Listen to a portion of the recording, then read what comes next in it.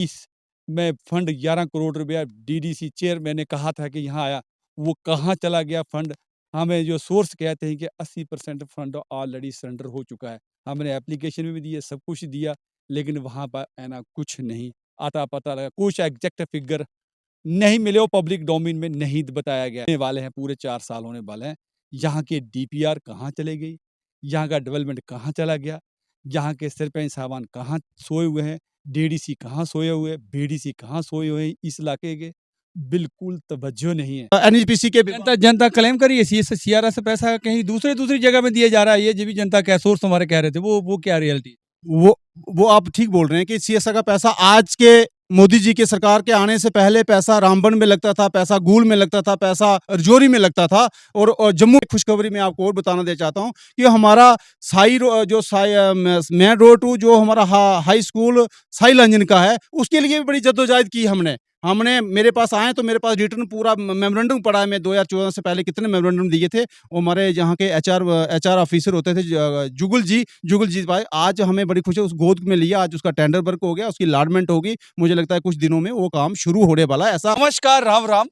आप देख रहे पहाड़ी एक्सप्रेस न्यूज। इस वक्त हमारी टीम निकली हुई है टूर पे, ऑन ग्राउंड रिपोर्टिंग में दिखाएंगे। आज हम इस वक्त हमारी टीम थनपाल विलेज थनपाल के अंदर खड़ी है, और ये यहाँ इस ठीक कैमरामैन को बताऊंगा, ठीक सरपंच जो एक्स सरपंच थे जोगिंदर सिंह जी, उनके घर के नीचे रोड में खड़ी है। ये जनरल सेक्रेटरी भी बीजेपी के रह चुके हैं, और कहते हैं लोग ये गद्दावर नेता में इनका नाम आता है, और जाने माने लीडर हैं ये। लेकिन मैं कैमरामैन को कहूंगा, गरीब का क्या होगा? बीजेपी के लीडर के घर के ठीक आगे नेक फ्रंट फुट के अंदर रोड की कंडीशन दिखाएं पहले बीजेपी की। ये देखिए इसकी रोड की कंडीशन से, ये थनपाल के अंदर बीजेपी के लीडर का रोड है। ये इसके घर के फ्रंट के आगे रोड की ये कंडीशन है। कैमरामैन को बताओ थोड़ा सा घुमा के दिखाएं, आगे तक दिखाएं सारा रोड की हालत। ये रोड की जो कंडीशंस हैं, ये है सबका साथ सबका विकास का झूठा नारा बीजेपी का। तो बीजेपी के लीडर के घर के सामने ये हालत है, तो गरीब की कहां से सुनवाई होगी? इसको पहले कुछ दिन, चंद एक पहले दिन को 2-3-4 साल पहले हम लोगों ने इसका, जब मैं प्रधान थे तो हमने जबरदस्त क्रॉसपोर्टेंस किया था इसको लेकर के। उसके लेकर के भी कोई चंद ही एक थनपाल के आदमी थे जिन्होंने इनके जो ब्लैक टॉपिंग किया था। लेकिन ब्लैक टॉपिंग भी बहुत लोअर स्टैंडर्ड का मान के चलिएगा, बहुत जल्दी वो टूट फूट के आप वीडियो साथ साथ देखेंगे।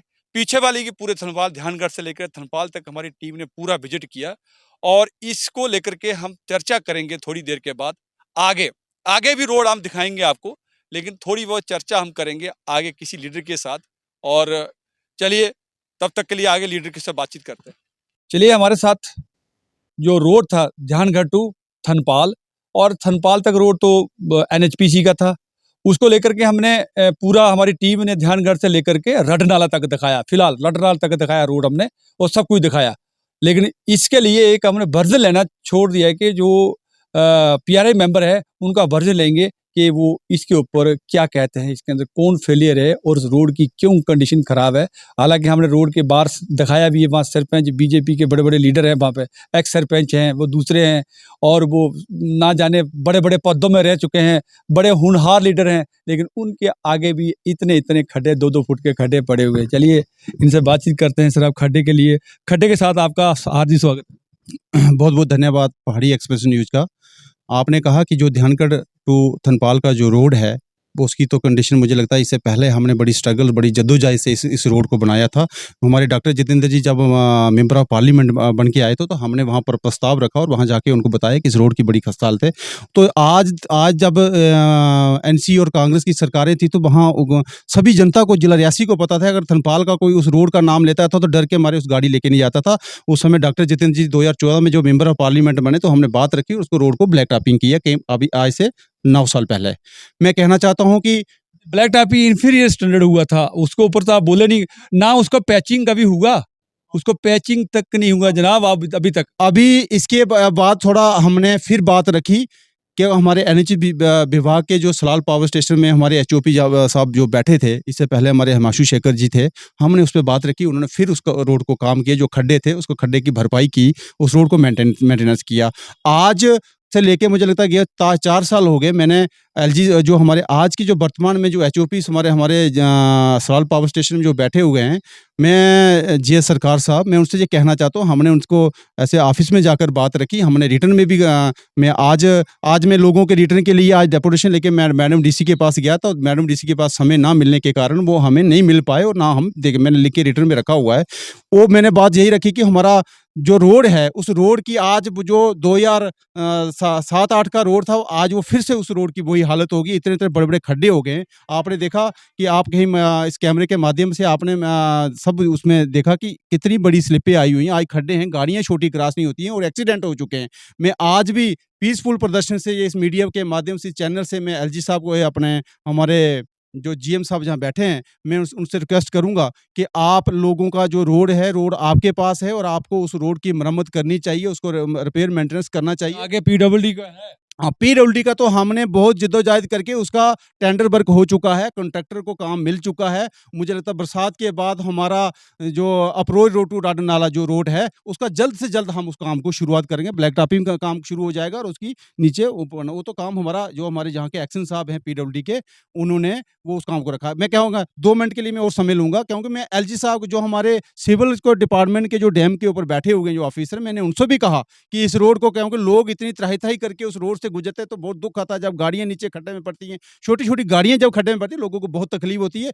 मैं जहाँ का उनका जीएम साहब से फिर रिक्वेस्ट करूँगा कि इस रोड को जल्द से जल्द, इसकी जैसे भी काम करवाना है, इसको ब्लैक टॉपिंग, खड्डे की मरम्मत करवाई जाए और खड्डे की भरपाई की जाए, रोड को अच्छे मतलब नीट एंड क्लीन किया। तो भारत सरकार की भी ये डायरेक्शन है कि सीएसआर के तहत उस रोड को वो पैसा लगाया जाए, क्योंकि अगर रोड एनएचपीसी के जनता क्लेम करिए सीआरएस से पैसा कहीं दूसरी जगह में दिया जा रहा है, ये भी जनता का सोर्स हमारे कह रहे थे, वो क्या रियलिटी? वो वो आप ठीक बोल रहे हैं कि सीएसआर का पैसा आज के मोदी जी के सरकार के आने से पहले पैसा रामबन में लगता था, पैसा गूल में लगता था, पैसा रजौरी में लगता था और जम्मू में भी पैसा लगता है। जब से हमारी सरकार भारतीय जनता पार्टी नरेंद्र भाई मोदी जी आए, आज उन लोगों को राइट मिल रहा है, लैंड लूजरों को बेनिफिट मिल रहा है, लैंड लूजरों को गाड़ी लगाने का जो फर्स्ट राइट है वो हमारी भारत सरकार नरेंद्र भाई मोदी जी ने दिया। कि इस सरकार को पहले तो ये पैसा हमारे आउट ऑफ डिस्ट्रिक्ट में लगता था, आज मैं हमारे जीएस सरकार एलजी साहब अपने क्या नाम है जीएम साहब क्या हमने जब रिक्वेस्ट है, मैंने अपने गांव के लिए डेवलपमेंट के लिए, मुझे लगता है मैं 1.5 करोड़ रुपए का प्रोजेक्ट जो मैंने बना के दिया था, फर्स्ट और मेरा 30 लाख रुपए जो मुझे मिला है, मैं उनका बहुत धन्यवाद करता हूं, उनका आभार व्यक्त करता हूं। ऐसे ही हमारे सभी गाँव की तरक्की हो और पैसा सीएस। और एक खुशखबरी मैं आपको और बताना दे चाहता हूँ कि हमारा मेन रोड टू जो हमारा हाई स्कूल साई लंजन का है, उसके लिए भी बड़ी जद्दोजहद की हमने मेरे पास आए तो मेरे पास रिटर्न पूरा मेमोरेंडम पड़ा है। मैं 2014 से पहले कितने मेमोरेंडम दिए थे, वो हमारे यहाँ के एचआर ऑफिसर होते थे जुगल जी भाई, आज हमें बड़ी खुशी उस गोद में लिया, आज उसका टेंडर वर्क हो गया, उसकी अलॉटमेंट होगी, मुझे लगता है कुछ दिनों में वो काम शुरू होने वाला है। ऐसा एनएचपीसी विभाग काम कर रहा है। मैं बोलता हूँ और जो लोगों की थोड़ी समस्या रोड की बड़ी थी, जल्द से जल्द इस काम को किया जाए। मैं इतनी बात को शुक्रिया। ये थे रोड की बातचीत।